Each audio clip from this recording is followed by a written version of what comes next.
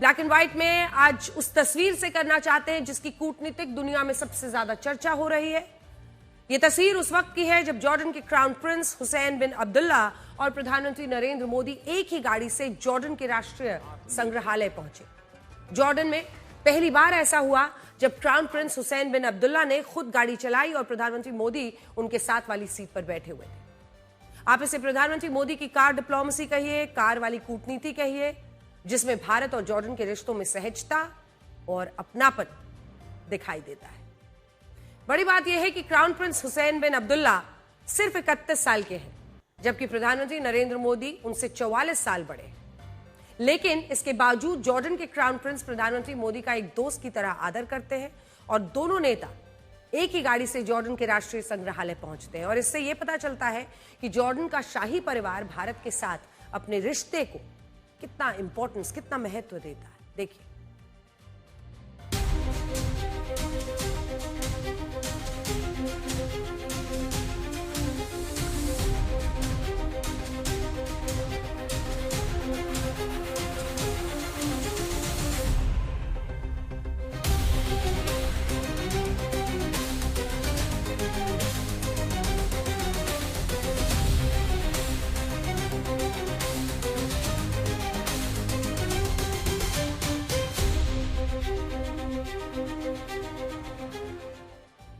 ये इस महीने में लगातार दूसरी बार है जब एक कार दो देशों की सहज डिप्लोमेसी का मंच बनी है। इससे पहले जब रशिया के राष्ट्रपति व्लादिमीर पुतिन भारत के दौरे पर आए थे, तब भी 4 दिसंबर को दुनिया ने प्रधानमंत्री मोदी और राष्ट्रपति पुतिन की कार डिप्लोमेसी को देखा था। आज आपको यह भी समझना होगा कि कूटनीति की दुनिया में इस कार डिप्लोमेसी के मायने क्या है। मैं इसे आपको बड़ी स्क्रीन पर दिखाती हूं, क्योंकि आप देखेंगे सबसे पहले ये तस्वीर जो 2014 की है, प्रधानमंत्री मोदी की कार कूटनीति। अमेरिका दौरे पर थे प्रधानमंत्री मोदी और वर्ष 2014 की तस्वीर है। बराक ओबामा के साथ कार में उन्होंने सफर किया था। सबसे पहले ये तस्वीर जो 2014 की हम आपको दिखा रहे हैं। प्रधानमंत्री नरेंद्र मोदी शपथ लेने के बाद, पीएम बनने के बाद पहली बार अमेरिका के दौरे पर गए। तब तत्कालीन राष्ट्रपति बराक ओबामा के साथ उन्होंने एक ही कार में सफर किया। उस वक्त बराक ओबामा से प्रधानमंत्री मोदी ने कहा था कि जितनी बड़ी उनकी कार है उतने आकार के घर में उनकी मां रहती हैं। इसके बाद साल 2017 जब प्रधानमंत्री मोदी इजराइल के दौरे पर गए थे, और तब की तस्वीर यह है जब आप उनको नेतन्याहू के साथ देख रहे हैं, बेंजामिन नेतन्याहू के साथ, क्योंकि तब प्रधानमंत्री नरेंद्र मोदी प्रधानमंत्री बेंजामिन नेतन्याहू के साथ कार डिप्लोमेसी करते हुए देखे गए थे। और इस तस्वीर की मिडिल ईस्ट के देशों में उस वक्त बहुत चर्चा हुई थी, क्योंकि आप समझते हैं इजराइल को लेकर मिडिल ईस्ट के देशों में बड़ी दुश्मनी रहती है। तो प्रधानमंत्री को नेतन्याहू के साथ कार में देखकर वहां पर काफी नाराजगी जाहिर की गई थी। उस वक्त जॉर्डन के अखबारों ने इस तस्वीर को छापते हुए प्रधानमंत्री मोदी को प्रधानमंत्री बेंजामिन नेतन्याहू का खास दोस्त बताया था। और यह इसलिए बड़ी बात थी क्योंकि जॉर्डन और इजराइल के बीच कट्टर दुश्मनी है।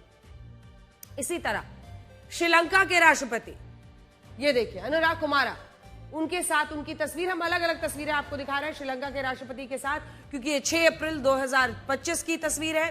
जापान के पूर्व प्रधानमंत्री, जापानीज पीएम के साथ यहां पर तस्वीर लगी नहीं है, यहां पर नहीं है उनके साथ तस्वीर। आप देख रहे हैं व्लादिमीर पुतिन के साथ उनकी एससीओ बैठक के बाद 1 सितंबर 2025 की तस्वीर। जब भारत दौरे पर आए व्लादिमीर पुतिन, तब उनकी तस्वीर 4 दिसंबर 2025 की। इजराइल के पीएम के साथ बेंजामिन नेतन्याहू के साथ वर्ष 2017 की, और उससे पहले 2014 की बराक ओबामा के साथ। लेकिन जापानीज प्रधानमंत्री शिंजो आबे और राष्ट्रपति पुतिन के साथ अलग अलग मौकों पर प्रधानमंत्री मोदी की एक ही कार में सफर करते हुए देखा गया है। और जब जॉर्डन के क्राउन प्रिंस ने खुद गाड़ी चलाकर प्रधानमंत्री मोदी के साथ अपने मजबूत राजनयिक संबंधों का प्रमाण दिया। और इस कार डिप्लोमेसी के कई मायने हैं। सबसे अहम बात यह है कि जब दो देशों के सर्वोच्च नेता एक ही कार में सफर करते हैं, तो इससे उन देशों के औपचारिक रिश्तों में एक अपनापन, एक सहजता आती है। ये ठीक वैसा ही है जैसे किसी मेहमान को आप अपने परिवार का हिस्सा मान लेते हैं, उसे ये कहते हैं कि हमारे बीच औपचारिकताओं की जरूरत नहीं है, तुम इसे अपना ही परिवार समझो। कार डिप्लोमेसी भी इसी बात का प्रतीक माना जाता है। जब दो राष्ट्राध्यक्ष एक कार में सफर करते हैं तो दो देशों में एक भरोसा भी मजबूत होता है।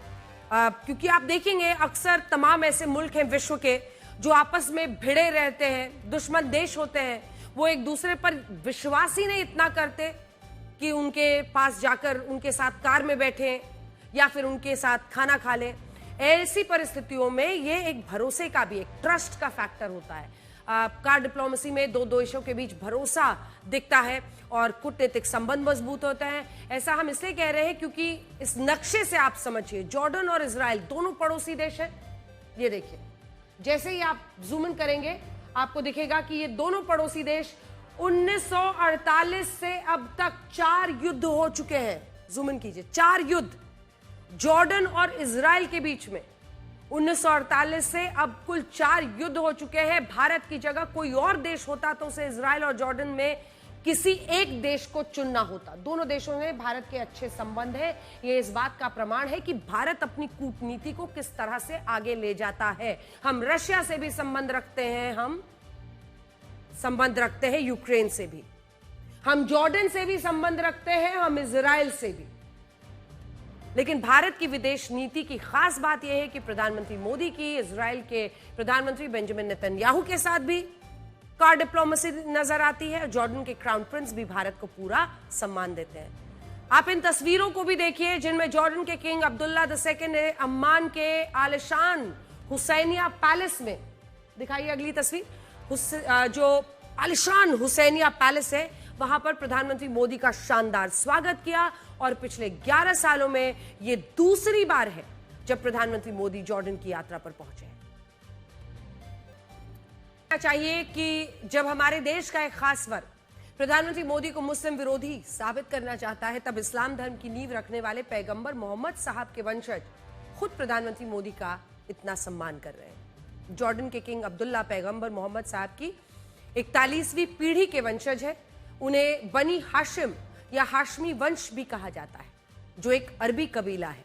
जॉर्डन का राजशाही परिवार कहता है कि उनके वंश की शुरुआत कुरैश कबीले से हुई थी, जो हजरत इस्माइल की संतानें थी और हजरत इस्माइल हजरत इब्राहिम के पुत्र थे। यह भी माना जाता है कि कुरैश कबीले के नेता कुसै बिन किलाब थे, जो 480 ईस्वी में मक्का के शासक बने। उनके पोते का नाम हाशिम था और यही हाशिम पैगंबर मोहम्मद साहब के परदादा थे, जिसके कारण उनके वंश को हाशमी वंश कहा गया। आज जॉर्डन के क्राउन प्रिंस हुसैन बिन अब्दुल्ला को पैगंबर मोहम्मद साहब की 42वीं पीढ़ी का प्रत्यक्ष वंशज माना जाता है और वो जॉर्डन के राजा किंग अब्दुल्ला द्वितीय और क्वीन रानिया के सबसे बड़े बेटे हैं।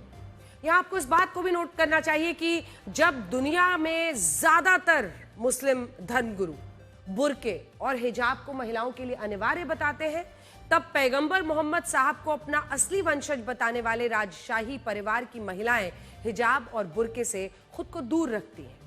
ये तस्वीरें जॉर्डन की महारानी रानिया अल यासीन की है, जो पैगंबर मोहम्मद साहब की 41वीं पीढ़ी के वंशज किंग अब्दुल्ला की पत्नी है। और बड़ी बात यह है कि महारानी रानिया कभी बुर्के और हिजाब में नहीं दिखाई देती। इसी तरह क्राउन प्रिंस हुसैन बिन अब्दुल्ला की पत्नी रजवा अल सैफ भी पश्चिमी वेशभूषा में दिखाई देती हैं और वो भी हिजाब और बुर्के का ज्यादा पालन नहीं करती हैं। उल्टा ये पूरा राजशाही परिवार यूरोप में छुट्टियां मनाता है। साल 2023 में जब क्राउन प्रिंस हुसैन बिन अब्दुल्ला की शादी हुई थी, तब इस पर 600 करोड़ रुपए खर्च हुए थे और इस शादी में भी ज्यादातर लोग पश्चिमी वेशभूषा में ही नजर आए थे। लेकिन जो आम लोग हैं उनसे कहा जाता है, जो आम मुस्लिम पुरुष हैं, महिलाएं, उनसे कहा जाता है कि वो हिजाब बुर्के में रहें और अगर वो ऐसा नहीं करेंगे तो इस्लाम धर्म का अपमान होगा। सोचिए कि आपको इन तस्वीरों से ये विरोधाभास समझ नहीं आता। और यहाँ एक सवाल ये भी है कि जब पैगंबर मोहम्मद साहब को अपना पूर्वज बताने वाला राजशाही परिवार खुद को रूढ़िवादी और कट्टर परंपराओं से दूर रख सकता है, तो आम लोगों को ऐसा करने के लिए क्यों मजबूर किया जाता है? आप खुद जॉर्डन के राजशाही परिवार की तस्वीरों को देखिए और सोचिए कि इस परिवार के पुरुष, महिलाएं, बच्चे जिस खुले अंदाज से जिंदगी जीते हैं, क्या उसी तरह आम मुस्लिम परिवारों को इन बंदिशों से आजादी मिलती है? जॉर्डन के किंग अब्दुल्ला को दुनिया का सबसे अमीर किंग भी कहा जाता है। सेलिब्रिटी नेटवर्थ के मुताबिक किंग अब्दुल्ला के पास 6,615 करोड़ रुपए की संपत्ति है। इतनी संपत्ति तो ब्रिटेन के राजा किंग चार्ल्स III के पास नहीं है। जॉर्डन के राजशाही परिवार के पास 9 से ज्यादा महल है, जिनके रखरखाव पर हर साल 300 करोड़ रुपए खर्च होते हैं। इसके अलावा इसी राजशाही परिवार ने दुनिया भर में 882 करोड़ रुपए की संपत्ति खरीदी हुई है, जिनमें 14 लग्जरी प्रॉपर्टीज हैं अकेले ब्रिटेन में और अमेरिका में। साल 2023 में जब किंग अब्दुल्ला ने अपने बेटे और क्राउन प्रिंस हुसैन बिन अब्दुल्ला की शादी पर 600 करोड़ रुपए से ज्यादा खर्च किए, तब इस शादी में दुनिया के कई राजशाही परिवार शामिल हुए थे और अमेरिका के तत्कालीन राष्ट्रपति जो बाइडेन की पत्नी जिल बाइडेन, उनकी बेटी एशली बाइडेन इस शादी समारोह का हिस्सा बनी थी। ये सारी बातें हम आपको इसलिए बता रहे हैं ताकि आप ये समझ पाए कि दुनिया में ऐसे कई विरोधाभास हैं जिनके बारे में आम लोगों को पता नहीं चलता है। हाल ही में ईरान में कई मुस्लिम महिलाओं को सार्वजनिक स्थानों पर बुर्का नहीं पहनने के लिए कड़ी सजा दी गई और ये सब कुछ इस्लाम धर्म के नाम पर हुआ। लेकिन हकीकत में इसी इस्लाम धर्म के संस्थापक पैगंबर मोहम्मद साहब की 41वीं पीढ़ी के वंशज खुद ऐसी जिंदगी जीते हैं और उनके पास कितनी दौलत है वो आपने आज देख लिया। प्रधानमंत्री मोदी अफ्रीकी देश इथियोपिया की राजधानी एडिस अबाबा गए हैं और इथियोपिया के प्रधानमंत्री अबी अहमद अली ने एयरपोर्ट पर गले लगाकर गर्मजोशी से स्वागत किया। देखिए।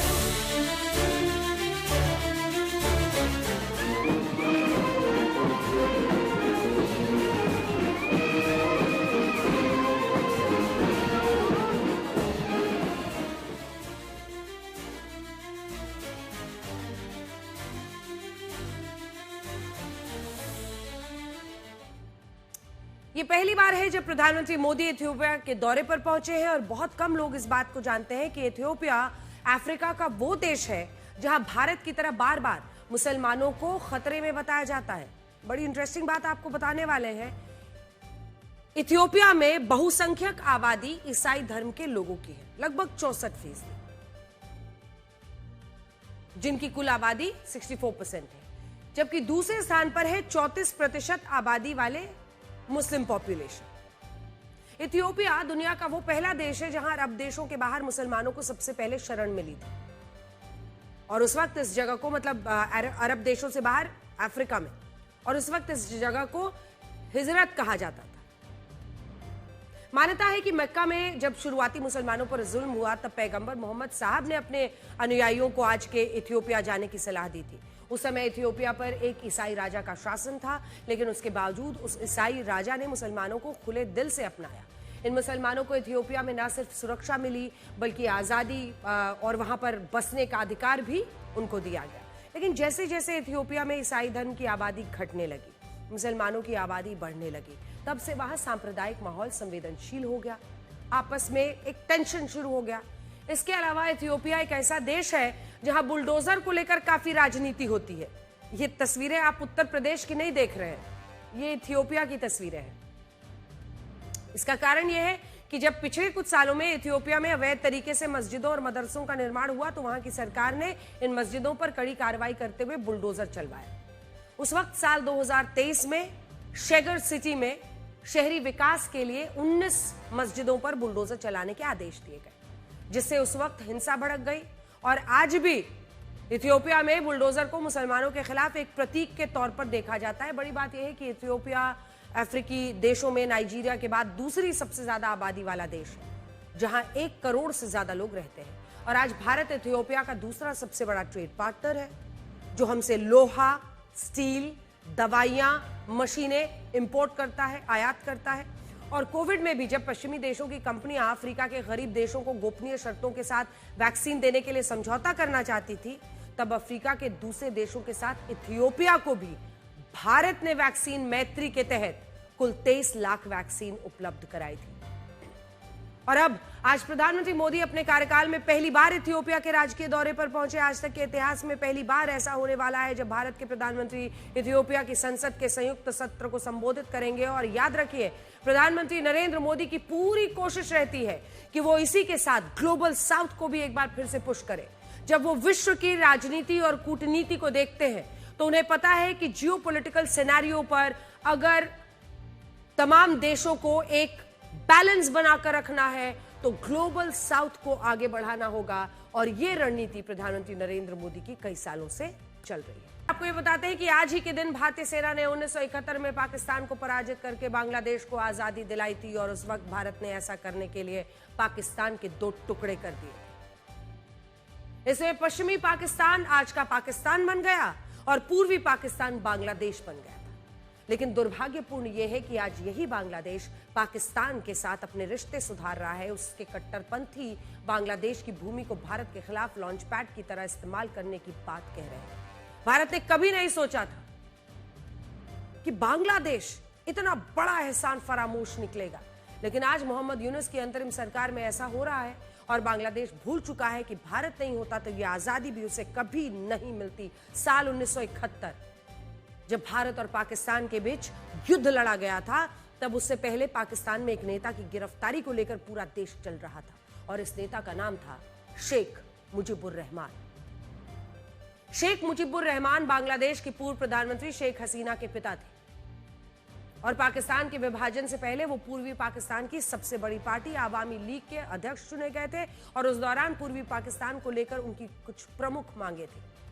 वो पाकिस्तान में निष्पक्ष चुनाव कराने के लिए आंदोलन चला रहे थे और उनका यह भी कहना था कि पूर्वी पाकिस्तान की अपनी एक अलग करेंसी, एक अलग केंद्रीय बैंक, एक अलग सेना भी होनी चाहिए। इस बात से पाकिस्तान की सरकार इतना डर चुकी थी कि पाकिस्तान के तत्कालीन राष्ट्रपति जनरल अयूब खान ने शेख मुजीबुर रहमान की गिरफ्तारी के आदेश दे दिए। उनके खिलाफ देशद्रोह का मुकदमा दर्ज हो गया था।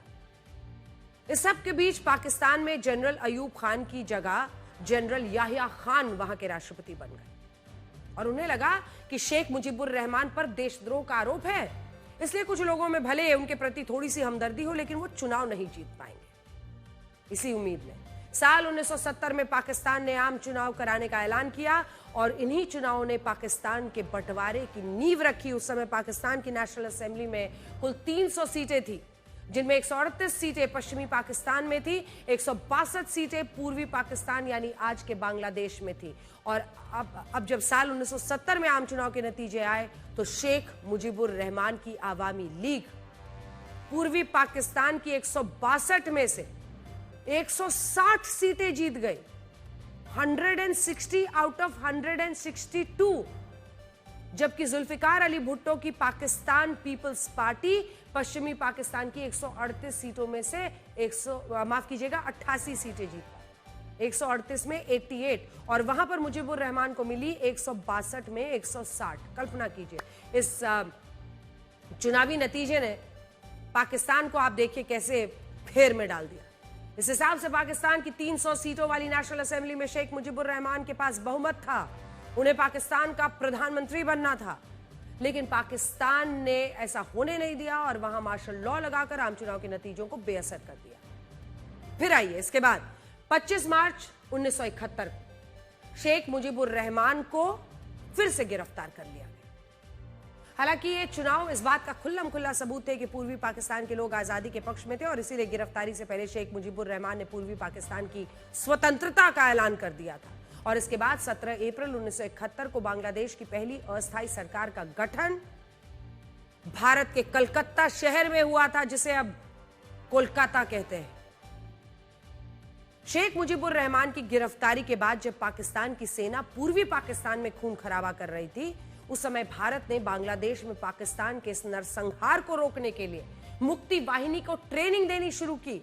और इसी के बाद दिसंबर महीने में भारत और पाकिस्तान के बीच युद्ध लड़ा गया, जिसमें भारत ने 13 दिनों में पाकिस्तान की सेना को युद्ध भूमि में हरा दिया और उसके 93,000 सैनिकों को बंदी बना लिया। यह तस्वीर उस वक्त की है जब भारत की पूर्वी सेना के commanders lieutenant general Jagjit Singh Arora ने Pakistani commander lieutenant general Amir Abdullah Khan Niazi के नेतृत्व में पाकिस्तानी सैनिकों का आत्मसमर्पण कराया। पाकिस्तान झूठ बोलने में एक्सपर्ट है, लेकिन यह तस्वीर उसकी हकीकत है। 1939 से 1945 के बीच चले दूसरे विश्व युद्ध के बाद आज तक सिर्फ एक बार ऐसा हुआ है जब किसी देश ने युद्ध भूमि में दुश्मन देश के 93,000 सैनिकों 93,000 सैनिकों को बंदी बना लिया, और वो देश भारत है। लेकिन आज आप बांग्लादेश को देखिए, जिसे कट्टरपंथियों ने हाईजैक कर लिया है, और बांग्लादेश आज भारत को छोड़कर पाकिस्तान को सगा मान रहा है। आज ही के दिन बांग्लादेश की नेशनल सिटीजन पार्टी के नेता हसनत अब्दुल्ला ने भारत को गीदड़ भभकी दी है और यह कहा है कि बांग्लादेश उत्तर भारत के राज्यों को हमारे नक्शे से अलग कर सकता है। सोचिए, इतना एहसान फरामोश कोई कैसे हो सकता है? बांग्लादेश के ऐसे कट्टरपंथी नेता भारत को गीदड़ भभकी दे रहे हैं। तब मैं आपको बड़ी स्क्रीन पर यह दिखाना चाहती हूं कि 1971 के युद्ध के बाद अगर भारत चाहता तो वो उत्तर पूर्व में चिकन नेक कॉरिडोर को बड़ा कर सकता था, लेकिन भारत ने नैतिक मूल्यों को ऊपर रखा, अपनी सुरक्षा से ज्यादा बांग्लादेश की आजादी का सम्मान किया।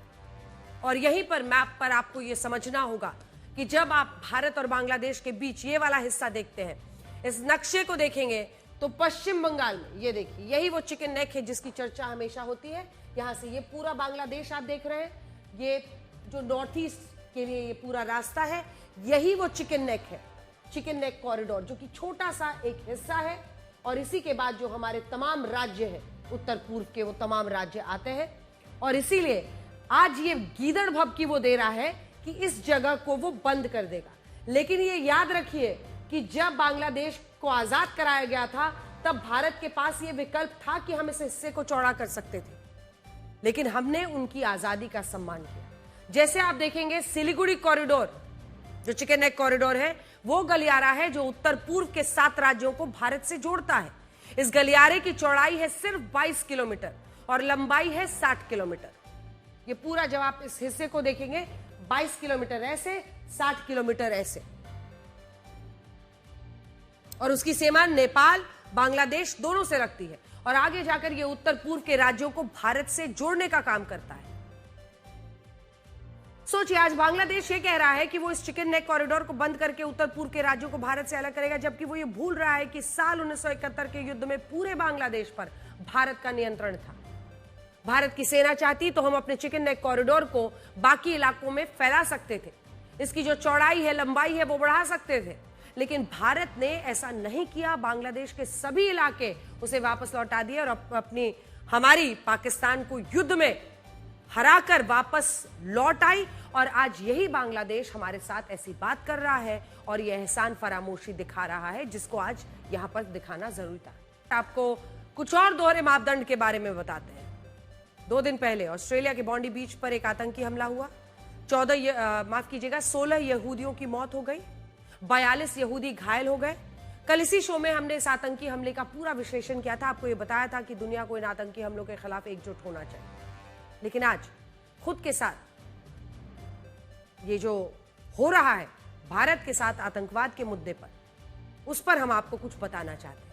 और दुख के साथ हम आपको ये बताना चाहते हैं कि जब भारत में होने वाले आतंकी हमलों को एक अलग चश्मे से देखा जाएगा और दूसरे देशों में होने वाले आतंकी हमलों को अलग चश्मे से देखा जाएगा, तो ये दुनिया इस आतंकवाद के खिलाफ कैसे एकजुट होगी, ये मैं अपने साथ लेकर आई। ये बातें आपको हैरान करेंगी। ये बात जानकर आपको हैरानी होगी कि जब इसी साल 22 अप्रैल को भारत के पहलगाम में आतंकी हमला हुआ था, तब अमेरिका के मशहूर अखबार द न्यूयॉर्क टाइम्स ने इसे मिलिटेंट अटैक, यानी एक चरमपंथी हमला बताया था। जब लोगों से उनका धर्म पूछ कर उनको मारा गया, 25 हिंदुओं को मारा गया पहलगाम में, तो ये मिलिटेंट अटैक था। लेकिन आज जब ऑस्ट्रेलिया में हमला हुआ, तो यही न्यूयॉर्क टाइम्स इसे एक टेरर अटैक यानी आतंकी हमला लिख रहा है। देखिए, हमने इसीलिए हर पेज में जो भी आउटलेट है, मीडिया आउटलेट है, उनका नाम ऊपर में लिखा है और उसी का नीचे भी एक दूसरा वर्जन है। ऊपर वाले में आप देखेंगे कि कैसे बॉन्डी बीच पे हुए ऑस्ट्रेलिया के अटैक को वो टेरर अटैक कह रहे हैं, लेकिन जब पहलगाम में हमला होता है तो उसको वो मिलिटेंट अटैक कहते हैं। अब आइए अगले पर। The guardian. द गार्डियन में भी देखिए ठीक इसी तरीके से ऊपर में जो हरे में आपको लिखा हुआ हिस्सा दिख रहा है, यहां पर देखिए, इसको वो टेरर अटैक बता रहे हैं, बॉन्डी बीच की घटना। लेकिन जैसे ही बात भारत की होती है, पहलगाम होता है, तो सस्पेक्टेड मिलिटेंट्स यानी संदिग्ध चरमपंथियों ने यह हमला किया, जिसमें 26 लोगों की हत्या हो गई। लेकिन आज जब ऑस्ट्रेलिया में हमला हुआ तो यही गार्डियन लिख रहा है आतंकवादी हमला। और यह सूची यहीं पर खत्म नहीं होती है, उसके बाद आप आ जाइए बीबीसी पर। बीबीसी ने पहलगाम हमले के आतंकवादियों को गनमैन, ये जो नीचे वाला हिस्सा है, बीबीसी ने पहलगाम हमले के आतंकवादियों को गनमैन यानी बंदूकधारी हमलावर बताया था। लेकिन ऑस्ट्रेलिया हमले में यही बीबीसी खुलकर इन्हें आतंकवादी बता रहा है। आप ब्लूमबर्ग को भी देखिए, जिसे पहलगाम हमले के आतंकवादियों को चरमपंथी कहा था, चरमपंथी। लेकिन ऑस्ट्रेलिया हमले को ब्लूमबर्ग भी आतंकी हमला मान रहा है। ये आपके सामने, मतलब दूर जाने की जरूरत ही नहीं है, हमने इसीलिए दोनों इकट्ठा किया है आपके लिए। ये देखिए, ऊपर में बॉन्डी बीच टेरर अटैक और नीचे में देखिए 3 militants link to Kashmir attack kit. इससे आप अंतर्राष्ट्रीय मीडिया के दोहरे मापदंडों को समझ सकते हैं। कड़वा सच यह है कि आज भी भारत में होने वाली आतंकवादी घटनाओं को एक अलग चश्मे से देखा जाता है और पश्चिमी देश इन हमलों को भारत की आंतरिक समस्या समझते हैं। लेकिन इसी तरह के हमले जब इन विकसित देशों में होते हैं तो ये देश खुलकर उन्हें आतंकी हमला भी बताते हैं और पूरी दुनिया में ये उम्मीद करते हैं कि उनके यहां हुए हमले को ज्यादा गंभीरता से लिया जाए। सोचिए, क्या ये दोहरा चरित्र नहीं है? आज से 68 साल पहले 1957 में एक मशहूर फिल्म आई थी जिसका नाम था मदर इंडिया। इस फिल्म में सुखीलाल नाम का एक साहूकार था जो किसानों को कर्ज देकर हमेशा के लिए उन्हें अपना गुलाम बना लेता था और कर्ज के नाम पर किसानों का खून चूसता था। आज जब हम आपको इस फिल्म के बारे में बता रहे हैं तब आपको ये बहुत पुरानी बात लगेगी, लेकिन हकीकत यह है कि भारत में आज भी सुखीलाल जैसे कई साहूकार मौजूद हैं जो गरीबों की खाल तक उधेड़ लेना चाहते हैं, उन्हें अपने कर्ज दले दबा कर रखना चाहते हैं। ऐसा हम क्यों कह रहे हैं, उसे महाराष्ट्र की इस खबर से समझिए। जिस किसान की एक कहानी है उसका नाम है रोशन सदाशिव कुडे।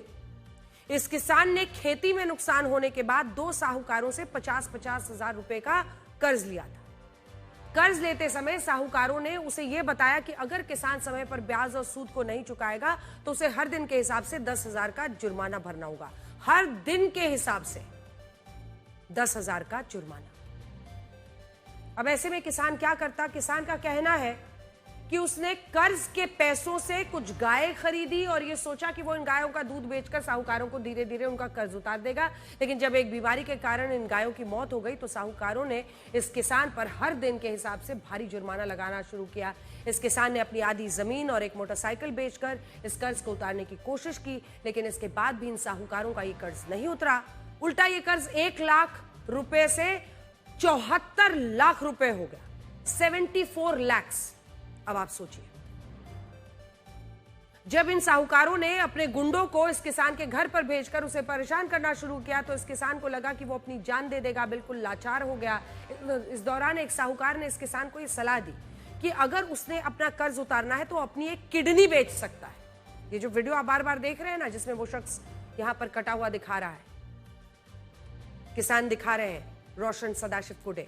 परिवार की माली हालत को देखते हुए यह किसान ऐसा करने के लिए तैयार हो गया, जिसके बाद इन साहूकारों ने पहले उसे कोलकाता भेजा, वहां उसका मेडिकल चेकअप कराया। जब इस किसान की किडनी सही निकली तो उसे सर्जरी के लिए कंबोडिया भेजा गया, जहां इस किसान ने 8 लाख रुपए में अपनी किडनी बेच दी। और बड़ी बात यह है कि इस किडनी को बेचने के बाद भी इन साहूकारों का कर्ज नहीं उतरा। और इस खबर से आप ये समझ सकते हैं कि हमारे देश में आज भी ऐसे साहूकार हैं जो किसानों, गरीबों का खून चूसते हैं। पुलिस इन साहूकारों की तलाश कर रही है और ये भी पता लगा रही है कि क्या और भी गरीबों और किसानों को कोलकाता के रास्ते कंबोडिया भेजा गया है। दुधाचा व्यवसाय होतो, 2017 पासून मी दुधाचा व्यवसाय करत होतो। त्याच्यानंतर कोरोना लागल्यानंतर गायींना लंपी बिमारी आली। माझ्याकडे जे पैसे होते मी ते उपचारासाठी वापरले। त्याच्यानंतर पैशाची अडचणीमुळे मी ब्रह्मपुरीला लक्ष्मणने माझ्या मजबुरीचा फायदा घेऊन 40% व्याज आकारला 20 दिवसाचा. त्याच्यानंतर मी शेती विकली, ट्रॅक्टर विकली, 2 टू व्हीलर विकले, रिश्तेदाराकडले पैसे पण मागितले आहेत. सोना पण विकला आहे, सोना रिश्तेदाराकडून मस्को ज्वेलरमध्ये सोना पण विकला आहे, गहाण पण आहे, पुण्याला गहाण आहे.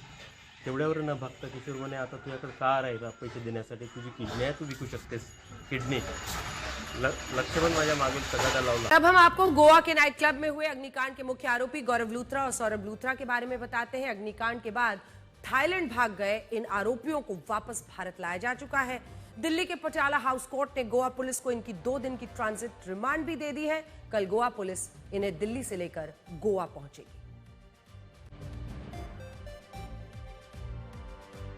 नाइट क्लब अग्निकांड में 25 लोगों की मौत के बाद से फरार और गोवा के गुनहगार लूथरा ब्रदर्स आखिरकार गोवा पुलिस की पकड़ में आ गए।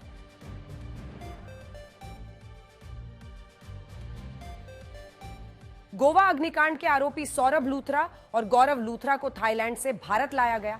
वो दोपहर बाद इंडिगो की फ्लाइट से दिल्ली एयरपोर्ट लाया गया, जहां से गोवा पुलिस ने उन्हें गिरफ्तार कर लिया।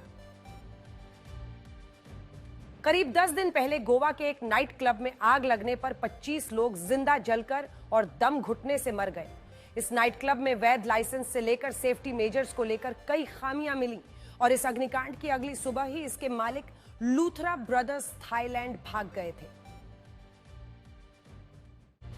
आजकल शादियों में डांसर और सिंगर बुलाने का चलन काफी जोर पकड़ चुका है और अक्सर ऐसे कार्यक्रम बवाल में बदल जाते हैं। हरियाणा के नूह में देखिए, एक बार फिर से शादी में डांसर्स को बुलाने, परफॉर्म कराना उपद्रव में बदल गया जब कुछ शरारती तत्वों ने डांसर्स के साथ गलत हरकत कर दी। इस शो में Indian Idol winner Salman Ali भी मौजूद थे। इसके अलावा कुछ मेवाती डांसर्स भी आई हुई थी और एक ऐसी हरकत हुई, ऐसे कार्यक्रमों में महिला सुरक्षा को लेकर अब गंभीर सवाल खड़े हो गए। इस कार्यक्रम में सिंगर सलमान अली के अलावा सिंगर भूमिका मलिक और डांसर असमीना भी थी। इसके अलावा स्थानीय महिला डांसर भी परफॉर्म कर रही थी, जिन पर लोग पैसे उड़ा रहे थे। इस दौरान एक लड़का स्टेज पर चढ़ गया और डांसर से छेड़खानी कर दी। इस दौरान सुरक्षा के लिए मौजूद लोगों ने इसे पकड़ लिया और स्टेज पर ही लाठी डंडों से पिटाई शुरू कर दी। इस मारपीट की वजह से वहां अफरा तफरी और भगदड़ मच गई। हंगामे की वजह से डांसर असमीना ने दीवार कूदकर अपनी जान बचाई। वीडियो में दिख रहा है कि सलमान अली परफॉर्म कर रहे हैं, उसके बाद स्टेज पर एक लड़के की पिटाई होती है और भगदड़ मचने पर डांसर असमीना मेवाती दीवार से कूदकर भाग रही है। बढ़ती ठंड और घने कोहरे की वजह से दिल्ली आगरा यमुना एक्सप्रेसवे पर आज सुबह सुबह एक भीषण हादसा हो गया। जीरो विजिबिलिटी की वजह से हुए इस हादसे में एक के बाद एक 7 बसें, 3 कारें टकराईं। 13 लोगों की मौत हो गई और करीब 25 लोग घायल हो गए। बसों की टक्कर के बाद उसमें भीषण आग लग गई थी और इसके बाद हाहाकार मच गया। कई यात्री जैसे तैसे निकल पाए, लेकिन कुछ उसी में फंसे रह गए। सुबह करीब 4 बजे यह हादसा मथुरा के पास हुआ था। कोहरा इतना घना था कि बसों और कार के ड्राइवर आपस में टकराते चले गए। दरअसल सुबह एक बस की टक्कर कार से हो गई थी, जिसके बाद वो बस सड़क पर ही खड़ी रह गई। इसके बाद उससे पीछे से आने वाली दूसरी बस ने उससे टक्कर मारी। इस तरह से करीब 7 बसें टकराती चली गईं और एक में भयानक आग लग गई और इसके बाद यह आग करीब 5 बसों में फैल गई। 5 बसें धू धू कर जलती हुई। हादसे के बाद आग की लपटें उठी तो आसपास के गांव वाले मदद के लिए पहुंचे। उन्होंने इमरजेंसी सेवाओं को जानकारी दी। करीब 12 से ज्यादा फायर ब्रिगेड गाड़ियां, 14 एम्बुलेंस घटनास्थल पर पहुंची, लेकिन रिस्पांस में कुछ समय लगा, जिससे हालात ज्यादा खराब।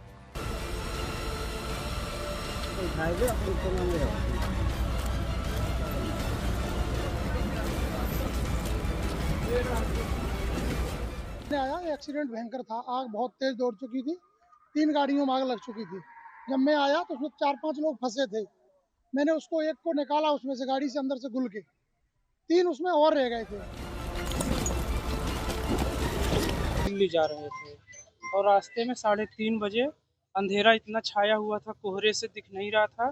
गाड़ी हमारी लड़ी, आगे 4-5 गाड़ियां और लड़ी थी। हम लोग सुरक्षित गाड़ी से बाहर निकले, 5 लोग बाहर निकलकर तब तक और गाड़ी सब लड़ रही थी, जोर जोर से आवाज आ रही थी। तो हम लोग पीछे से भागे कि डिवाइडर क्रॉस कर जाएं। जैसे डिवाइडर क्रॉस कर रहे थे, हम बस आ गई तेज से आई बस, और जो खत्म हुए अखिलेंद्र प्रताप जी, वो उसकी चपेट में आ गए, हम फेंकवा गए उस तरफ डिवाइडर।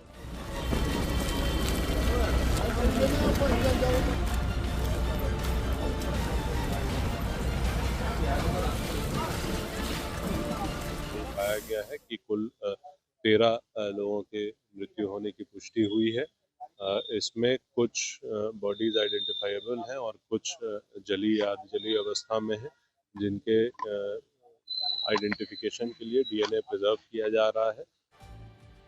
मथुरा में हुए हादसे की ये तस्वीरें हमें साल 2017 में हुए एक हादसे की याद दिलाती हैं। यमुना एक्सप्रेसवे पर ही घने कोहरे की वजह से ऐसा ही एक भीषण हादसा हुआ था। उस हादसे की तस्वीरों ने लोगों को हैरान कर दिया था। दरअसल एक के बाद एक करीब 15 गाड़ियां टकराई थी। इस हादसे की तस्वीरें सोशल मीडिया पर वायरल हुई। इस हादसे की वजह भी घना कोहरा और तेज रफ्तार ही थी। ठंड के दिनों में कोहरा होगा ही होगा, तो अब सवाल यह है कि इससे होने वाले हादसों को रोका कैसे जाए। क्या ऐसे ही हर साल कोहरे की वजह से सड़क पर लोग अपनी जान खतरे में डालते रहे? साल 2022 में कोहरे की वजह से देश में 34,262 हादसे हुए थे और इसमें 14,583 लोगों की जान गई थी। उसके पिछले साल यानी साल 2021 में 28,934 हादसे हुए थे और 13,372 लोगों की मौत हुई थी। हमारे देश में कोहरा जानलेवा चीज है, बावजूद इसके इस खतरे से निपटने के गंभीर प्रयास कभी किए ही नहीं जाते हैं। मथुरा प्रशासन ने फिलहाल एक रास्ता निकाला है। उन्होंने यमुना एक्सप्रेसवे पर गाड़ियों की स्पीड लिमिट 100 किलोमीटर प्रति घंटे से घटाकर 75 किलोमीटर प्रति घंटे कर दी है। बस और ट्रकों की स्पीड लिमिट 50 किलोमीटर प्रति घंटा कर दी है। इसके अलावा एक्सप्रेसवे के वो क्षेत्र जहां घना कोहरा होता है, वहां पर पुलिस प्रशासन बसों गाड़ियों को कॉन्वॉय बनाकर ले जा रहे हैं ताकि हादसा ना हो। लेकिन इस तरह के तरीके कुछ हद तक अव्यावहारिक है, अस्थायी है। कोहरे से लोगों को बचाने का एक ही तरीका है और वो है टेक्नोलॉजी का इस्तेमाल। भारत में फिलहाल जो गाड़ियां बिक रही हैं उनमें सुरक्षा फीचर के तौर पर 2 एयरबैग, एबीएस और EBD rear parking sensor, speed alert system, safety belt reminder जैसे तकनीक दी जा रही। लेकिन अब वक्त आ गया है कि लो विजिबिलिटी में कार चालक की सुरक्षा से जुड़ी नई टेक्नोलॉजी को भी अनिवार्य किया जाए। फिलहाल इस समस्या को कुछ खास तरह की तकनीक से निपटाया जा सकता है। पहली तकनीक है ADAS यानी एडवांस ड्राइवर असिस्टेंट सिस्टम। माना जाता है कि फॉग, धुआं, जीरो विजिबिलिटी वाली स्थिति में यह सिस्टम ड्राइवर की मदद करता है। अगर आगे कुछ भी नहीं दिख रहा तो भी सिस्टम के सेंसर्स कार के सामने गाड़ियों की मौजूदगी और दूरी के बारे में बताते हैं। टक्कर होने वाली हो तो खतरे को भांपकर पहले ही चेतावनी जारी कर देते हैं। गाड़ी की रफ्तार भी अपने आप कम कर देते हैं। कई हाई एंड भारतीय कारों में भी यह सिस्टम लगाया जाता है। दूसरी तकनीक है लॉन्ग वेव। लॉन्ग वेव जो इंफ्रारेड या शॉर्ट वेव इंफ्रारेड है, यह तकनीक भी कोहरा, धुआं, बारिश हो, आंधी तूफान स्थिति में निपटने से कामयाब है। इंफ्रारेड तकनीक की वजह से गाड़ी के सामने अगर कोई व्यक्ति हो, कोई जानवर आ जाए, कोई गाड़ी आ जाए, यह तकनीक ड्राइवर को इसकी जानकारी जल्दी देता है, जिससे हादसा टाला जा सकता है।